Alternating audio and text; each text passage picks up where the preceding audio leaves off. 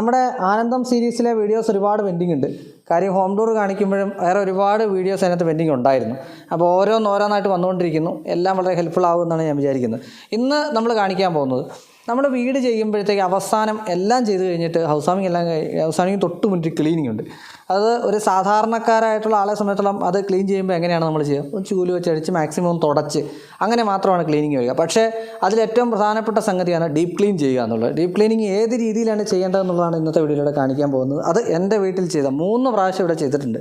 അതൊന്ന് നമ്മുടെ ഇൻറ്റീരിയർ ചെയ്ത് PU പെയിൻറ്റ് തുടങ്ങുന്നതിന് മുന്നേ ആയിട്ട്, പിന്നെ അതിന് ശേഷം PU പെയിൻറ്റിങ് എല്ലാം കഴിഞ്ഞിട്ടുള്ളൊരു അവസരത്തിൽ ഇപ്പോൾ അതാ ഏറ്റവും ലാസ്റ്റ് ഹൗസ് വാമിങ്ങിൻ്റെ തലേന്നാണ് ഇപ്പോൾ ഈ കാണിക്കുന്ന വീഡിയോ എടുക്കുന്ന സമയത്ത് ചെയ്തുകൊണ്ടിരിക്കുന്നത്. അപ്പോൾ അതിനായിട്ട് എൻ്റെ കൂടെയുള്ളത് സുബിനാണ്. അപ്പോൾ ഞാൻ Ajay Shankar, home and commercial interior consultant. എൻ്റെ ഇവിടെ ആനന്ദത്തിലേക്ക് എല്ലാവർക്കും ഒരിക്കൽ കൂടി സ്വാഗതം.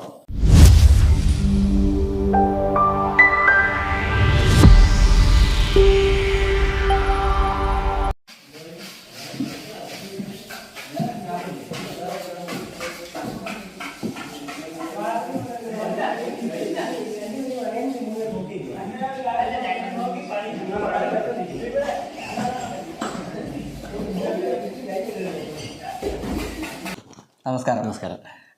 Mister clean. അതെ, കോട്ടയം. സ്വന്തം സ്ഥലം എവിടെയാണോ? കാഞ്ഞിരപ്പള്ളി. അവിടെ തന്നെയാണ് ഓഫീസ്? അതെ, കാഞ്ഞിരപ്പള്ളി വിഴിക്കത്തോടാണ് ഓഫീസ്. വിഴിക്കത്തോട് ഓഫീസാണ്. എനിക്ക് തോന്നുന്ന കുറേയേറെ വർഷങ്ങളായിട്ട് നിങ്ങൾ ഈ ഫീൽഡിലുള്ള ആളാണ്. ഏകദേശം 11 വർഷമായിട്ട് ഈ ഫീൽഡിലുണ്ട്. ഈ ഫീൽഡിൽ തന്നെ നമ്മുടെ നാട്ടിൽ 3.5 വർഷമായിട്ട് ചെയ്യുന്നു. ഗൾഫിലായിരുന്നു. നിങ്ങൾ ഇതേ ജോലിയല്ലേ ചെയ്തോണ്ട്? അതെ, ഗൾഫിൽ ഈ ഫീൽഡ് തന്നെയായിരുന്നു. ഇത് തന്നെയായിരുന്നു നമ്മുടെ തൊഴിൽ. അത് നമ്മളിവിടെ ആ രീതിയിൽ തന്നെ ചെയ്തു കൊടുക്കാൻ ശ്രമിക്കുന്നു. അപ്പോൾ ഡീപ്പ് ക്ലീൻ ഞാൻ ആദ്യം പറയായിരുന്നേ, നമ്മളും ക്ലീൻ ചെയ്യും, നിങ്ങളും ക്ലീൻ ചെയ്യും. നമ്മൾ ക്ലീൻ ചെയ്യുമ്പോൾ ചെയ്യുന്നത് എങ്ങനെയാണെന്ന് ഞാൻ ആദ്യം ഒന്ന് പറഞ്ഞിരുന്നു. മാക്സിമം നമുക്ക് അത്രേ അറിയൂ. പക്ഷേ ഇപ്പോൾ നമ്മുടെ കിച്ചൺ ക്ലീൻ ചെയ്തുകൊണ്ടിരിക്കുന്ന ഒരു സാഹചര്യമാണ് കണ്ടുകൊണ്ടിരിക്കുന്നത്. ഡീപ്പ് ക്ലീനിങ് എങ്ങനെ ചെയ്യണ്ടേ? ഡീപ്പ് ക്ലീനിങ് കൊണ്ട് ഒരുപാട് ശ്രദ്ധിക്കേണ്ട കാര്യങ്ങളുണ്ട്. അപ്പം നമ്മൾ ഈ പുട്ടിയിട്ട പൊടിയൊന്നും നമ്മൾ നോർമലി ക്ലീൻ ചെയ്താൽ പോകത്തില്ല. അവിടെ തന്നെ അങ്ങനെ അത് അവിടെ തന്നെ കിടക്കും. അല്ലെങ്കിൽ നമ്മൾ മോപ്പ് ചെയ്യുന്നു, മോപ്പിൻ്റെ കൂടെ അവിടെ ഇവിടെയൊക്കെ ആയിട്ട് കിടക്കുകയുള്ളൂ. അതേസമയം നമ്മൾ ഈ മെഷീൻ വെച്ച് സ്ക്രബ് ചെയ്ത് അത് ഇളക്കി. ഇത് സ്ക്രബിങ് നടന്നുകൊണ്ടിരിക്കുന്നത്? ഇത് സ്ക്രബ് ചെയ്യും. ഓക്കെ. അപ്പോൾ മെഷീൻ വെച്ച് സ്ക്രബ് ചെയ്ത് ആ പൊടിയെല്ലാം ഇളക്കി ആ ഒരു വെള്ളത്തിലാക്കി നമ്മൾ അടുത്ത വാക്യൂം ക്ലീനർ വെച്ച് അത് കംപ്ലീറ്റ് വലിച്ചെടുക്കുന്നു. സക്ക് ചെയ്തെടുക്കുക. അത് അവിടെ ഇട്ട് നമ്മൾ വൈപ്പ് ചെയ്ത് അങ്ങനെ കളയല്ല, അത് മൊത്തം നമ്മൾ എടുക്കുകയാണ് ചെയ്യുന്നത്. അപ്പം അതെടുത്ത് കഴിയുമ്പോൾ അവിടുത്തെ പൊടികൾ കംപ്ലീറ്റും ചെളികൾ കംപ്ലീറ്റ് പോകുന്നു. പക്ഷെ നമ്മൾ ശ്രദ്ധിക്കേണ്ട കാര്യം എന്ന് വെച്ചാൽ നമ്മൾ പുതിയ ടൈലാണെങ്കിലും പഴയ ടൈലാണെങ്കിലും ആസിഡുകൾ ഉപയോഗിക്കരുത്. ആസിഡ് വാഷ് എന്ന് പറയുന്ന സാധനം ഇതിനകത്തില്ല. ഇല്ല, ആസിഡ് നല്ല ഏതെങ്കിലും കെമിക്കലുണ്ടോ? ഒരു കെമിക്കലും ഇല്ല. നമ്മുടെ പിള്ളേരാണെങ്കിലും ജോലി ചെയ്യുമ്പോൾ ചെരുപ്പോ ഷൂവോ സോക്സോ ഒന്നും ഇടുന്നില്ല. അതിൻ്റെ ആസിഡ് ഇല്ല. ഇതുകൊണ്ടൊന്നും പേടിക്കേണ്ട ആവശ്യങ്ങളില്ല. അപ്പോൾ ന്യൂട്രൽ ആയിട്ടുള്ള ലിക്വിഡാണ് വരുന്നത്. അതെ, ഇപ്പോൾ നമ്മൾ ടൈല് ചെയ്യുമ്പോഴാണ് ടൈലിൻ്റെ അവസാനം അവർ ടിന്നറിട്ട് തുടയ്ക്കും. അതുപോലും നമ്മൾ ഇതിനകത്ത് യൂസ് ചെയ്യുന്നില്ല. ടിന്നറിട്ട് തുടച്ചാൽ പോലും ഇതുപോലെ എങ്ങനെയെങ്കിലും കഴുകി കളഞ്ഞിരിക്കണം. ടിന്നർ ആണെങ്കിലും പിന്നീട് പ്രശ്നങ്ങൾ ഉണ്ടാക്കാം. ഇപ്പം തന്നെ അത് കാണാം. അതിനകത്ത് എന്താ സോപ്പ് ലിക്വിഡാണോ വരിക? ആ മെഷീനുള്ളിൽ വരുന്നത് ഇത് സോപ്പ് ലിക്വിഡാണ്. ആൽക്കലൈൻ ബേസ്ഡ് ലിക്വിഡാണ് വരുന്നത്. അപ്പോൾ അതിനകത്ത് സൈഡ് എഫക്ട്സ് നമുക്ക് കാണാൻ പറ്റും. കാല് ആ ലിക്വിഡിലാണ് നിൽക്കുന്നത്. അതെ, ചെരുപ്പില്ല. അപ്പോൾ ഞാൻ ഒന്നുകൂടെ ചോദിച്ചോട്ടെ, ഇതിപ്പോൾ നമ്മളവിടെ ശരിക്കുന്ന PU ഫിനിഷ് പെയിൻറ്റാണ്. PU ഫിനിഷ് പെയിൻറ്റ് എന്ന് പറയുമ്പോൾ ഇതിനകത്ത് നമുക്ക് ടിന്നർ തൊടാൻ പാടില്ല. ഒരുപാട് ക്ലോസ് ആൻഡ് കണ്ടീഷൻസ് ഉണ്ട്. ഞാൻ ആദ്യം തന്നെ സുബിനോട് പറഞ്ഞപ്പോൾ സുബിൻ പറഞ്ഞു എനിക്ക് അറിയാം എന്ന് പറയുകയും ചെയ്തു. ഈ PU ചെയ്യുമ്പോഴത്തേക്ക് അതിനകത്ത് എന്തൊക്കെയാണ് നമ്മൾ ശ്രദ്ധിച്ചിരിക്കണേ? PU ഓട്ടോമാറ്റിക്കായി നമ്മൾ ഈ ലിക്വിഡ് കൊണ്ട് തുടച്ചാൽ തന്നെ പോരും. എന്ത് ചെളി ഉണ്ടെങ്കിലും പോരും. PU പൊളിഞ്ഞു പോരത്തൂല്ല. അത് മാത്രമല്ല, നമുക്ക് ഇതിനകത്ത് സ്ക്രാപ്പ് ചെയ്യാൻ പറ്റത്തില്ല. ഏറ്റവും വലിയ പ്രശ്നം സ്ക്രാപ്പ് ചെയ്യാൻ പറ്റത്തില്ല, ടിന്നർ ഇടാൻ പറ്റത്തില്ല, ഹാർഡായിട്ടുള്ള ഒരു സാധനം ഉപയോഗിക്കാൻ പറ്റത്തില്ല. അതേസമയം നമുക്ക് ഈ ലിക്വിഡ് വെച്ച് തുടച്ചെടുത്താൽ തന്നെ ഇതെല്ലാം പോരും, വൃത്തിയായിട്ട് പോരും. അതെ. ഇപ്പോൾ PU കഴിഞ്ഞു, പിന്നെ നിലം. ഇപ്പം നമ്മൾ 2 പ്രാവശ്യം ചെയ്ത സമയത്ത് എപ്പോക്സി നമ്മൾ ചെയ്തിരുന്നില്ല. ഇപ്പം എപ്പോക്സി ഫിനിഷ് ചെയ്തിട്ടിരിക്കുന്നൊരു സാഹചര്യമാണ്.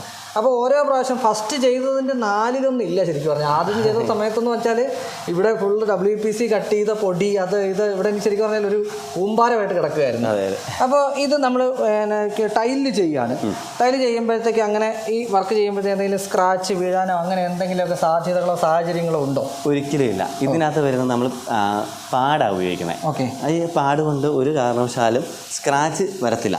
പിന്നെ വേറൊരു പ്രശ്നം എന്താണെന്ന് വെച്ച് കഴിഞ്ഞാൽ ഈ പാടല്ല നമ്മൾ ഗ്രാനൈറ്റിന് ഉപയോഗിക്കുന്നത്. ആ പാടല്ല നമ്മൾ മാർബിളിന് ഉപയോഗിക്കുന്നത്. ഇത് ശരിക്കും നമ്മൾ അറിഞ്ഞിരിക്കണം. Okay okay. ഇപ്പം ഈ പാട് കൊണ്ട് നമ്മൾ ഗ്രാനൈറ്റിന് മേലെ അടിച്ചു കഴിഞ്ഞാൽ അതിൻ്റെ പോളിഷിങ്ങിന് വരും. ഇത് ടൈലിന് വേണ്ടി മാത്രം ഡിസൈൻ ചെയ്തിരിക്കുന്നതാണ്. അതെ. ഇതിപ്പോൾ ഒരു മെഷീൻ നമ്മൾ കണ്ടു, ഇതെന്താണോ? ഇതാണ് ആദ്യം പറഞ്ഞ വാക്യൂം ക്ലീനർ. Okay okay. ഇത് വെച്ചിട്ടാണ് ഫസ്റ്റ് നമ്മൾ ഇത് മൊത്തം ഈ അടിച്ചതെല്ലാം വലിച്ചെടുത്ത് ഇതിനകത്ത് സ്റ്റോർ ചെയ്ത് ഇത് നമ്മൾ സേഫായ സ്ഥലങ്ങളിൽ കൊണ്ടുവയ്ക്കും. ഓക്കെ ശരി. അതിനുശേഷമാണ് മറ്റത് എടുക്കുന്നത്? അല്ല, ആദ്യം നമ്മൾ അത് വെച്ചടിക്കുന്നു. അത് വെച്ചടിച്ച് ആ വെള്ളവും ചെളിയെല്ലാം ഇത് വെച്ച് വലിച്ചെടുക്കുന്നു. എന്നിട്ട് നമ്മൾ ഫർണിച്ചറൊക്കെ ആണെങ്കിലും കറക്റ്റ് റീപ്ലേസ് ചെയ്ത് മോപ്പ് ചെയ്ത് ഇറങ്ങി തരുക ചെയ്യുന്നത്. ഇപ്പം നമ്മൾ ഫർണിച്ചർ ഇന്നലെ കൊണ്ടിട്ടുള്ളൂ. അപ്പോൾ ഇവർ മുകളിലത്തെ ഏരിയയിൽ ഫർണിച്ചർ അതിൻ്റെ താഴ്ഭാഗം ക്ലീൻ ചെയ്ത് ഫർണിച്ചറിൻ്റെ മൊത്തം കവർ മാറ്റിയാണ് ഇട്ടിരിക്കുന്നത്. അതുപോലെയല്ലേ എല്ലായിടത്തും നമ്മൾ പറയും. ഇപ്പം നമ്മളിവിടെ പുതിയ ഫർണിച്ചർ ഇട്ട് ഓക്കെ, പഴയ ഫർണിച്ചറാണ്, നിങ്ങളൊരു പഴയ വീട്ടിൽ ഡീപ്പ് ക്ലീൻ ചെയ്യാൻ പോവുകയാണ്, അന്നേരം നമ്മൾ നോർമലി വാക്യൂം ക്ലീൻ ചെയ്തത് ഇതെല്ലാം വാക്യൂം ക്ലീൻ. നമുക്ക് 2-3 സർവീസുകളുണ്ട്. ഇത് വേണമെങ്കിൽ നമുക്ക് ഷാമ്പു വാഷ് ചെയ്യാം. ഷാമ്പു വാഷ് എന്ന് പറഞ്ഞു കഴിഞ്ഞാൽ അതിലും കെമിക്കൽ വരുന്നില്ല. ഇതിനകത്തേക്ക് നമ്മൾ ഷാമ്പുവും ഇതിൻ്റെ വേണ്ട ലിക്വിഡും എല്ലാം ഇട്ട് സ്ക്രബ് ചെയ്ത് ചെളി ഇളക്കും. ചെളി ഇളക്കിയിട്ട് അത് ഈ മെഷീൻ തന്നെ നമ്മൾ ഉപയോഗിക്കുന്നത്. ഈ മെഷീൻ വെച്ച് ആ ചെളി മൊത്തം വലിച്ചെടുക്കും. നമ്മൾ വാഷിംഗ് മെഷീനകത്ത് തുണി അലക്കുമല്ലോ, തുണി അലക്കിയ ശേഷം ഒരു ഡ്രൈ ആയി കിട്ടുമല്ലേ, അത്രയും ഡ്രൈ ആയിട്ട് നമുക്ക് കൊടുക്കാൻ പറ്റും. ഒരു 4 മണിക്കൂർ കഴിയുമ്പോൾ നോർമലി നമുക്ക് ഉപയോഗിക്കുകയും ചെയ്യാം. 4 മണിക്കൂറത്തെ ഡ്യൂറേഷനേ ഉള്ളൂ നമുക്കത് ഉപയോഗിക്കാനായിട്ട്. അത് നമ്മുടെ മെഷീൻ്റെ പ്രത്യേകതയും കൂടെയാണ്. അത്ര ഹെവിയാണിത്. ഓക്കെ. ഓരോ മെഷീൻ ഉപയോഗിക്കുന്നതിലും വ്യത്യസ്തമായിട്ടുള്ള സാഹചര്യങ്ങളുണ്ടാവും അല്ലേ? ഓക്കെ. ഇതിപ്പോൾ നമ്മൾ പറഞ്ഞു ഫർണിച്ചറിലെ കാര്യമാണ് പറഞ്ഞത്. അതിപ്പോൾ പഴയ വീട്ടിലാണേലും നിങ്ങൾക്ക് ധൈര്യമായിട്ട് വിളിക്കാം. എനിക്ക് തോന്നുന്നത് പലപ്പോഴും ഞാൻ പലയിടത്തും റെക്കമെൻഡ് ചെയ്തിട്ടുണ്ട്, നിങ്ങൾ ഒരു 6 മാസം കൂടുമ്പോഴെങ്കിലും ഡീപ്പ് ക്ലീൻ ചെയ്യാം. കാര്യം പല മൂലയ്ക്കും നമ്മുടെ കൈകളിൽ എത്തത്തില്ല, കണ്ണും എത്തത്തില്ല. നിങ്ങൾ ഈ എയിമോടെ വരുന്നവരാണ്, സ്വാഭാവികമായിട്ട് ഇത് ചെയ്തു പോകും എന്നുള്ളതാണ്. അതുകൊണ്ടാണ് ഞാൻ അങ്ങനെ പറയാൻ കാര്യം. ഇനി അടുത്തത് ഗ്ലാസ് ഏരിയ ഒരുപാടുണ്ട്. ഞാൻ സുവിൻ്റെ അടുത്ത് മാസത്തിലൊരിക്കൽ ഗ്ലാസ് ഏരിയ മാത്രം ചെയ്യാനായിട്ട് ഒരാളെ ചോദിച്ചിട്ടുണ്ട്. സുവിന് എനിക്ക് തരാമെന്ന് പറയുന്നുണ്ട്. ഞാൻ സ്ഥിരമായിട്ട് 1 മാസം അല്ല 2 മാസം കൂടുമ്പോഴേക്കും ഞാൻ ആളെ വരുത്തി ചെയ്യിക്കുന്നുണ്ട്. ഗ്ലാസ് ഏരിയയുടെ വർക്ക് എങ്ങനെയാണ്? ഇതെങ്ങനെയാണ് ക്ലീൻ ചെയ്തെടുക്കുക? ഇത് നമുക്ക് ഇപ്പം നിലവിൽ അടുത്ത് നോക്കിയാൽ ഗ്ലാസ് ഉണ്ടെന്ന്. അതെ അതെ അതെ. ഇത് നിങ്ങൾ ചെയ്തിട്ടിരിക്കുന്ന ഗ്ലാസ്സാണ്. ഈ ഗ്ലാസ് നമ്മൾ ഷാമ്പൂ ഇട്ട് സ്ക്രബ് ചെയ്ത് അത് മൊത്തം വൈപ്പ് ചെയ്ത് തുടച്ച് ക്ലിയർ ആക്കുകയാണ്. അതായത് കൈയുടെ പാടും അങ്ങനെ എല്ലാ പാടും നമ്മൾ മാറ്റിയെടുക്കും. ഒന്നും ഉണ്ടാവില്ല. അപ്പം ഞാൻ ചോദിക്കട്ടെ, ഇതിപ്പോൾ നമ്മൾ ഇത് വൈപ്പ് ചെയ്യാൻ ഉപയോഗിക്കുന്ന മെറ്റീരിയൽ വ്യത്യസ്തമാണ്. Glass wiper റബ്ബറാണ്. റബ്ബർ ആകുമ്പോൾ ഇതിന് സ്ക്രാച്ച് വരില്ല.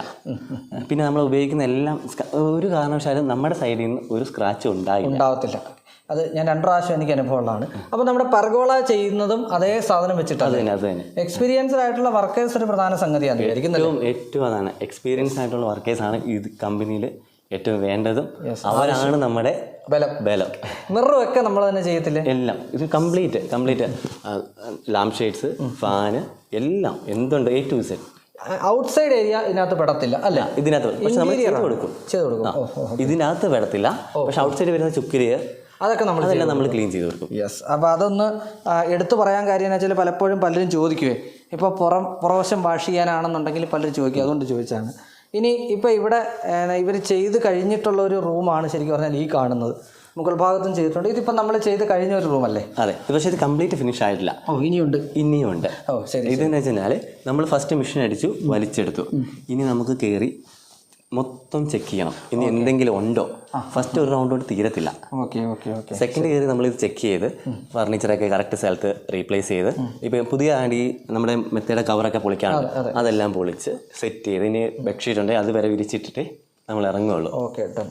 അപ്പോൾ അതിൽ പലപ്പോഴും പലർക്കും ഉള്ള സംശയമായിരിക്കും, ഇതിപ്പോൾ ചെയ്യുന്ന സമയത്ത് എത്ര മണിക്കൂർ സമയം എടുക്കും, അങ്ങനെ ഒരു ടൈം നമുക്ക് പറയാൻ പറ്റുമോ? ഒരിക്കലും പറ്റില്ല. സമയം തരണം. ഇതിനകത്ത് സമയം നമുക്കൊരു 3000 സ്ക്വയർ ഫീറ്റ് വരെ നമുക്ക് ഒരു ദിവസം കൊണ്ട് ചെയ്യാം. പക്ഷേ ശകലം ലേറ്റായി വരും. കസ്റ്റമറിന് വേണം, നാളെ ഹൗസ് വാമിംഗ് ആണ്, നമുക്ക് നൈറ്റ് നിന്ന് ചെയ്തേ പറ്റുള്ളൂ. ചില സാഹചര്യത്തിൽ നമ്മൾ നൈറ്റ് ആണെങ്കിൽ നിന്ന് ചെയ്ത് തീർത്തു കൊടുക്കും. ഇപ്പോൾ ഇവിടെ 2230 സ്ക്വയർ ഫീറ്റാണ്. എനിക്ക് തോന്നുന്നത് ഇവർ 6 മണിയായപ്പോഴത്തേക്കും കയറിയതാണ്. നമുക്ക് ഇപ്പോൾ ചെയ്തുകൊണ്ടിരിക്കുന്ന സമയം ഒരു 3 മണിയൊക്കെ ആകുമ്പോഴത്തേക്കും കഴിയുമായിരിക്കും എന്ന് പറയാം അല്ലേ? ഏകദേശം 3 മണി. വലിയ സംഗതികൾ ഇല്ലാത്തത്, അതാണ് പ്രധാനം. അപ്പോൾ ആദ്യത്തേന്ന് വെച്ചാൽ നമ്മൾ കഴിഞ്ഞപ്പോൾ ഒരുപാട് ലേറ്റായി. അത് അത്രയും സംഗതികൾ ഇവിടെ ഉണ്ടായിരുന്നു. ഭയങ്കര മെസ്സിയായിരുന്നു. ഇനി ഒന്നുകൂടെ ചോദിക്കട്ടെ, ഇതിപ്പോൾ ഇതിനകത്തൊരു സ്ക്വയർ ഫീറ്റ് റേറ്റ് ആണ് വരിക, റേറ്റ് കൂടെ ഒന്ന് പറയാം. നമുക്ക് സ്ക്വയർ ഫീറ്റ് റേറ്റ് ആണ്, ഒരു സ്ക്വയർ ഫീറ്റിന് 5 രൂപ വരുന്നത് ബേസ് ചാർജ്. അതായത് വീടിന്റെ സ്ക്വയർ ഫീറ്റിൽ കണക്കാക്കാം. അതെ, വേറെ നമുക്ക് ഇതിന് അഡീഷണൽ ചാർജുകളൊന്നുമില്ല. ബാത്റൂമിന് ഇത്ര, അല്ലെങ്കിൽ ഗ്ലാസിന് ഇത്ര, ഫാൻ, അങ്ങനെ വേറെ ഒരു അഡീഷണൽ ചാർജ് നമുക്ക് വരുന്നില്ല. നമുക്ക് വരുന്നത് വീടിന്റെ സ്ക്വയർ ഫീറ്റ്. ഇതിപ്പം പറഞ്ഞ 2800 2230 സ്ക്വയർ ഫീറ്റ് നമുക്ക് വരുന്നത്. പിന്നെ നമുക്ക് വർക്ക് കുറവുണ്ട്, നമുക്ക് അതിൻ്റെ അകത്ത് എന്തെങ്കിലും ചെയ്ത് കൊടുക്കാൻ പറ്റും. വർക്ക് കൂടുതലാണ്, നമുക്ക് കസ്റ്റമർ അറിയാലോ, വർക്ക് കൂടുതലാണ്. അതിൻ്റെ അത് നമ്മൾ കസ്റ്റമറോട് മുന്നേ തന്നെ പറഞ്ഞ് നമ്മൾ ആദ്യത്തെ അവസ്ഥ ഓർമ്മയുണ്ടല്ലോ വീടിൻ്റെ, അപ്പം അത് വരുമ്പോൾ നമുക്ക് ഈ സ്ക്വയർ ഫീറ്റിൽ ചിലപ്പം നമ്മൾ മാക്സിമം ഇത് തന്നെയാണ് നമ്മുടെ റേറ്റ്. ഹെവി ആയിട്ടുള്ള വർക്കാണ്, ഒന്നും ചെയ്യാൻ പറ്റത്തില്ലാതൊരു മാത്രം അത് കസ്റ്റമറോട് സംസാരിച്ച് തന്നെ ക്ലിയർ ചെയ്ത്. എപ്പോഴും നമ്മൾക്ക് ചെയ്യാൻ പറ്റുന്നതിനുള്ള പരിമിതികളിൽ നിന്ന് ഭയങ്കരമായ ഡിഫറൻസ്. ഒരു പ്രാവശ്യം നിങ്ങളൊരു ഡീപ്പ് ക്ലീൻ ചെയ്ത് നോക്കിക്കഴിഞ്ഞാൽ നിങ്ങൾ പിന്നെ 6 മാസത്തിൽ ഒരിക്കൽ ഇവരെ എന്തായാലും വിളിക്കും. എനിക്ക് ഇന്ന കമ്പനി എന്ന് ഞാൻ പറയുന്നില്ല, എപ്പോഴും ഒരു കസ്റ്റമർ അതൊന്ന് ട്രൈ ചെയ്യണം എന്നുള്ളതാണ്. കാരണം നമ്മുടെ വീട്ടിൽ ഞാൻ ഇച്ചിരി മുന്നേ പറഞ്ഞ പോലെ നമ്മുടെ ചിലപ്പോൾ ചില കയ്യെത്താത്ത മേഖലകളൊക്കെ നമ്മൾ വിട്ടുകളയും, ബോധപൂർവ്വം അല്ലാതെയോ. അത് പിന്നീട് പല പല കാരണങ്ങൾക്ക് സാഹചര്യങ്ങൾ, പിന്നെ അത് ഭയങ്കര അങ്ങനെ വൃത്തികേടായിപ്പോൾ അങ്ങനെ ഒരുപാട് വീടുകൾ എനിക്ക് നേരിട്ടറിയാവുന്നതുണ്ട്. അതുകൊണ്ടാണ് ഞാനിതിപ്പോൾ അഡ്വൈസ് ചെയ്യാൻ. എൻ്റെ 3ാമത്തെ തവണയാണ് ഇവരിവിടെ വന്ന് ഡീപ്പ് ക്ലീൻ ചെയ്യുന്നത് കേട്ടോ. അതായത് നമ്മുടെ വീടിൻ്റെ വർക്കിനിടയ്ക്ക് ഈ ഒരു 3 മാസത്തിനിടയ്ക്ക് 3ാമത്തെ തവണയാണ്. ഇപ്പോൾ നമുക്ക് നല്ല അപ്പോക്സിക്ക് മുമ്പ് ക്ലീൻ ചെയ്യുന്നുണ്ട്. നമ്മൾ ഇവിടെ ചെയ്ത പോലെ തന്നെ ഇൻറ്റീരിയൽ വർക്ക് തുടങ്ങുന്നത്. അപ്പോൾ വീട് ഫ്രഷ് ആയിട്ട് കിടക്കും. പിന്നെ വേറെ ഗുണം എന്നാ അറിയാം, നമുക്ക് എന്തെങ്കിലും ഡാമേജ് ഉണ്ടെങ്കിൽ ലാസ്റ്റ് മൊമെൻറ്റിൽ കൊണ്ട് ചെയ്ത് കഴിഞ്ഞാൽ നമുക്ക് കണ്ടുപിടിച്ച് കഴിഞ്ഞാലും ബുദ്ധിമുട്ടാണ്. ഈ പൊടികളൊക്കെ ആയിട്ട് കിടക്കുമ്പോൾ കണ്ടുപിടിക്കാൻ പറ്റത്തില്ല. അപ്പോൾ നമ്മുടെ ഒരു സർവീസ് കഴിയുമ്പോഴത്തേക്കും ഡാമേജുകളൊക്കെ ഉണ്ടെങ്കിൽ അത് പെട്ടെന്ന് കണ്ടുപിടിക്കാൻ ഐഡന്റിഫൈ ചെയ്യാം. നമുക്കത് അത് എങ്ങനെ ഒരു സാഹചര്യം ഇവിടെ ഉണ്ടായിട്ടുണ്ട്. നമ്മുടെ ഒരു ടൈല് പൊട്ടിയിട്ടുണ്ടായിരുന്നു, ടൈലിൻ്റെ ഒരു ചെറിയ ഏരിയ. അതായത് അവർ വെൽഡ് ചെയ്ത സമയത്ത് നമ്മുടെ ഇതടിച്ച സമയത്ത് ടൈലിലോട്ട് കയറി വന്നിട്ടുണ്ട്. നമ്മൾ അതിൻ്റെ പ്രൊട്ടക്ഷനൊക്കെ ഇട്ടെങ്കിൽ പോലും ഒരു സ്ഥലത്ത് വന്നിട്ടുണ്ട്. എന്നിട്ട് നമ്മളത് അതിന് ശേഷം കാണുകയും ദെൻ എപ്പോക്സി ചെയ്ത സമയത്ത് എപ്പോക്സി വെച്ച് ഫില്ല് ചെയ്യുകയും ചെയ്തു. അത് നമുക്ക് ചെയ്യാൻ പറ്റിയെന്നുള്ളത്. അതാണ് അതിൻ്റെ അങ്ങനെയുള്ള ഒരുപാട് കാര്യങ്ങളുണ്ട്. ഇനി സർവീസ്, നമ്മളിപ്പം കോട്ടയം കാഞ്ഞിരപ്പള്ളിയാണ് നമ്മുടെ സ്ഥലം, ഒക്കെ വിഴിക്കത്തോടെ നമ്മുടെ ഓഫീസ്. എവിടെയൊക്കെ സർവീസ് വരുന്നുണ്ട്? നമുക്ക് കോട്ടയം ജില്ല മൊത്തം ചെയ്യുന്നുണ്ട്. അത്യാവശ്യം ആലപ്പുഴ പോയി ചെയ്യുന്നുണ്ട്. ഇന്നിപ്പോൾ നാളെ ഞങ്ങൾ എറണാകുളത്തിനാണ് പോകുന്നത്. ഓക്കെ, അതായത് എല്ലായിടത്തും ചെയ്യും, എല്ലാ ജില്ലകളും എല്ലായിടവും തന്നെ, എല്ലാ ജില്ലകളിലും എറണാകുളം ആ റേഞ്ച് വരെയൊക്കെ നമ്മൾ പോയി ചെയ്യുന്നുണ്ട്. പിന്നെ നമ്മൾ ചില കസ്റ്റമേഴ്സ് നിർബന്ധം പറയും, ഇപ്പം നമ്മൾ വേറെ ആളെ റെക്കമെൻഡ് ചെയ്താലും അവർ പറയും പറ്റത്തില്ല, നമ്മൾ തന്നെ വന്ന് ചെയ്യണം. എന്നുവെച്ചാൽ നമ്മുടെ ഒരു സർവീസിൻ്റെ ഒരു ക്വാളിറ്റി ഉണ്ട്, കൊടുക്കുന്ന അത്രയും നല്ലൊരു സർവീസ് നമ്മൾ കൊടുക്കാറുണ്ട്. സർവീസിനകത്തിൽ ഒരു കോംപ്രമൈസും ചെയ്യാറില്ല. സർവീസ് കാര്യം ഇതൊരു സർവീസ് മാത്രമാണ്. അതെ, ഇതിനകത്ത് പ്രൊഡക്റ്റ് അല്ല നിങ്ങൾക്ക് തരുന്നത്, സർവീസ് മാത്രമാണ്. സർവീസ് മാത്രം എന്ന് പറയുമ്പോൾ ഞാൻ എന്തുകൊണ്ട് ഈ ഒരു ഫേമിനെ തിരഞ്ഞെടുക്കാൻ കാര്യം, ഒന്ന് സുബിൻ എന്നെ വിളിക്കുന്ന സമയത്ത് നമ്മൾ തമ്മിൽ ആദ്യം സംസാരിച്ചിരുന്നു. അന്ന് വീടൊക്കെ വെച്ച് തുടങ്ങിയിട്ടേ ഉള്ളൂ. അപ്പോൾ അതിന് ശേഷം അവസാനം വരുമ്പോൾ സുബിൻ വിളിക്കുമ്പോഴത്തേക്ക് ഞാൻ പറഞ്ഞു, പിന്നെ നമ്മുടെ വർക്ക് അന്നേരം ഞാൻ പറഞ്ഞു നമുക്ക് ഇടയ്ക്കാണ് ചെയ്യേണ്ടത്. ഞാൻ സുബിനോട് പറഞ്ഞു ഒരുപാട് പ്രശ്നങ്ങളുണ്ട് അതിനകത്ത്, ഭയങ്കര മെസ്സിയാണ്, ഒരു പ്രശ്നമില്ല വന്ന് ചെയ്തേക്കാന്ന് പറഞ്ഞാൽ വളരെ ഈസി ആയിട്ട്. അത് കഴിഞ്ഞപ്പോഴത്തേക്ക് ഇതിൻ്റെ ആംബിയൻസേ മാറി, ഭയങ്കരമായിട്ട് വ്യത്യാസം വന്നു. എന്നുവെച്ചാൽ സ്റ്റെയർ കേസൊക്കെ ചെയ്യുന്ന സമയത്തായിരുന്നു അതിൻ്റെ മുഴുവൻ ഇത് പൊടിയൊക്കെ വീണ് കിടന്നിട്ട്. അപ്പോൾ ഇതെപ്പോഴും നമുക്കൊന്ന് ഫീൽ ചെയ്യുക. അപ്പോൾ അതിനായിട്ട് ഇവരുടെ നമ്പറിൻ്റെ കാര്യങ്ങൾ ഞാൻ ഡിസ്ക്രിപ്ഷൻ ബോക്സിലിട്ടൊക്കെ നിങ്ങൾക്ക് തന്നെ വിളിക്കാം. സർവീസ് നിങ്ങൾ തന്നെ അനുഭവിക്കുക, കൂടുതലൊന്നും പറയാനില്ല. എൻ്റെ ഒരു ബെസ്റ്റ് സർവീസ് ഞാൻ ഷെയർ ചെയ്തു മാത്രം. അപ്പോൾ സുവിനെ ഇത്രയും കാര്യങ്ങൾ പറഞ്ഞു തന്നെ. Thank you so much.